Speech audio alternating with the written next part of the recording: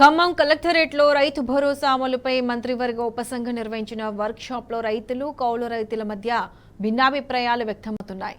తమకే రైతు భరోసా చెల్లించాలని భూమి యజమానులు, కాదు తమకు కూడా ఇవ్వాలని కౌలు రైతులు డిమాండ్ చేశారు.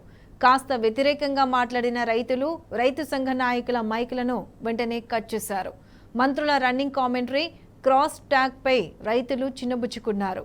గత ప్రభుత్వం మేలు చేసిందని అదే విధానం కొనసాగించాలని డైరీ రైతులు విజ్ఞప్తి చేశారు.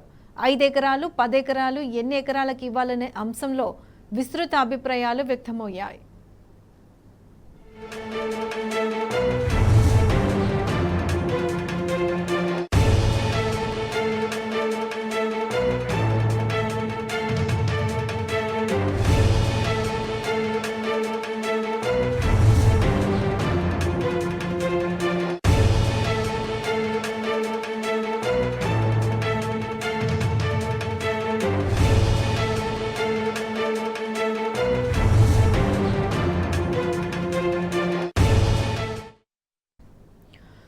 ఖమ్మం కలెక్టరేట్లో రైతు భరోసా అమలుపై మంత్రివర్గ ఉపసంఘం నిర్వహించిన వర్క్ షాప్ లో రైతులు కౌలు రైతుల మధ్య భిన్నాభిప్రాయాలు వ్యక్తమయ్యాయి. దీనికి సంబంధించి పూర్తి అప్డేట్స్ మా ప్రతినిధి సాంబా అందిస్తారు. సాంబా, ప్రతిష, రైతు భరోసా పథకం దాదాపు జూలై 10వ తారీఖు దాటుతున్నప్పటికీ కూడా రైతులకు అందించేటువంటి సాయం గతంలో కేసీఆర్ ప్రభుత్వం 9 సంవత్సరాలు అందించినటువంటి రైతు బంధు పథకానికి పేరు మార్చి రైతు భరోసా అని చేశారు.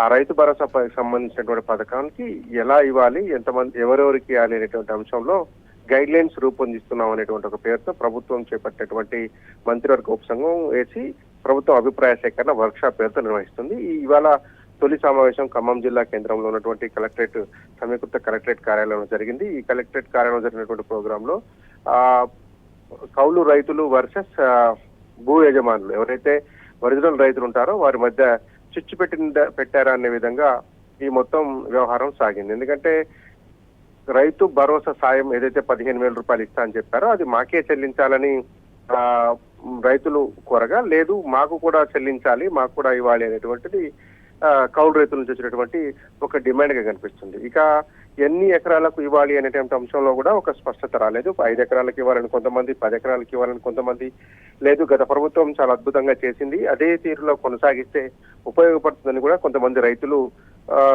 ప్రభుత్వ ఉపసంఘం దృష్టికి తీసుకొచ్చారు. ఈ సమయంలో మంత్రులు మైక్ కట్ చేయడము, క్రాస్ టాక్ చేయడము, దాంతోపాటు కౌలు రైతులకు ఇవ్వాలన్నప్పుడు మరి భూమి యజమానులు ఒప్పుకుంటారా అనే ఒక ప్రశ్న వేయటము, భూ యజమానులకు ఇవ్వాలి అన్నప్పుడు మరి దున్నకుండా మీకు పంట సాగేలా అవుతుంది, దున్నేవాడికి కూడా కొంత దక్కాలుగా అనేటువంటి క్రాస్ టాక్ చేయడంతో రైతులు కొద్దిగా చిన్నబుచ్చుకున్నట్లు కనిపించింది. దాంతోపాటు 15,000 ఇస్తా అన్నారు కాబట్టి అందులో 10,000 రూపాయలు యజమానికి ఇవ్వాలి, ఎవరైతే రైతు పొలం ఉంటుందో అతనికి ఇవ్వాలి, మిగతా 5,000 రూపాయలు కౌలు రైతులకు ఇవ్వాలి అని కూడా కొంతమంది సూత్రప్రాయంగా చేశారు. ఆ సందర్భంలో కూడా మిక్స్డ్ అండ్ డివైడ్ టాక్ వచ్చినటువంటి పరిస్థితి కనిపిస్తుంది.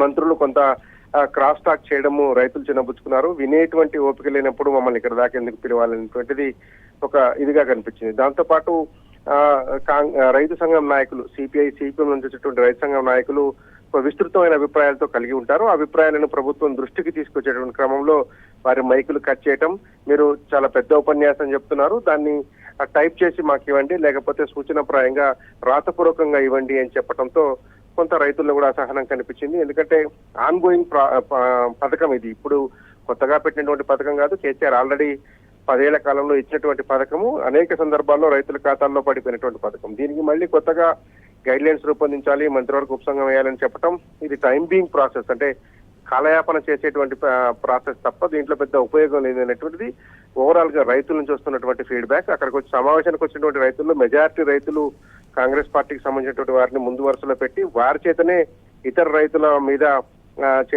చేతి గొంతు కోసేటువంటి ప్రయత్నం చేసినట్టుగా కనిపించింది. చాలా మంది రైతులు మనసు చంపుకొని మాట్లాడినట్టుగా కనపడింది. కానీ ఆ మాట్లాడినటువంటి మాటలు 2-3 మాటల వరకే పరిమితం చేశారు. ఎక్కువ మాట్లాడినటువంటి రైతుల యొక్క మైకు కట్ చేయటము, లేదు సూచన మీరు చేసినటువంటి ప్రసంగం కాదు, అది డ్రాఫ్ట్ రూపంలో ఇవ్వండి, రాతపూర్వకంగా ఇవ్వండి అని చెప్పడం అనేది మొత్తం సమావేశానికి కల్పించినటువంటి అంశం.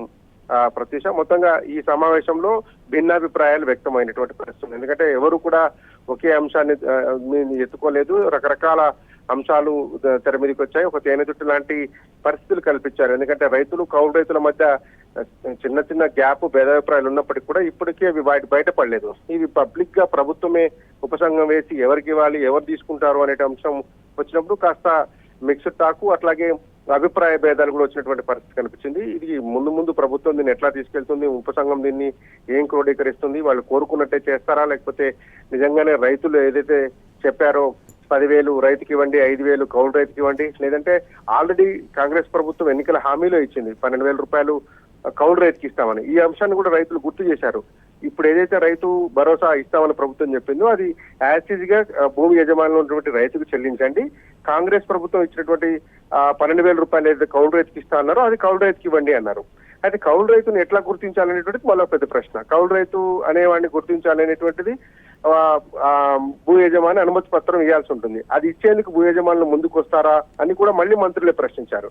దాంతో ఈ రైతులు ఒక డోలాయమాన పరిస్థితి, ఎవరి మీదకి ఎగదోస్తున్నారో తెలియనట్టు పరిస్థితిలో రైతులు ముభావంగా ఉండిపోయారు. ఎందుకంటే ప్రభుత్వంతో పోరాడే శక్తి రైతులకు ఉండదు కాబట్టి ముభావంగా ఉండిపోయారు. దాంతో పాటు మళ్ళీ కౌలు రైతులకు ఇస్తాన్న హామీ ఏమైందనే అంశాన్ని కూడా వాళ్ళు తీసుకొచ్చారు. ఎట్లాగో కాంగ్రెస్ పార్టీ మేనిఫెస్టోలో కౌలు రైతులకు ఉంది కాబట్టి అది కౌలు రైతులకు చెల్లించాలి, రైతు బంధు యథాతథంగా భూ యజమానులకు ఇవ్వాలన్నటువంటిది ఒక అభిప్రాయం వ్యక్తమైంది. విస్తృతమైనటువంటి అభిప్రాయాలు వ్యక్తమైన నేపథ్యంలో అవన్నీ నోట్ చేసుకున్నాం.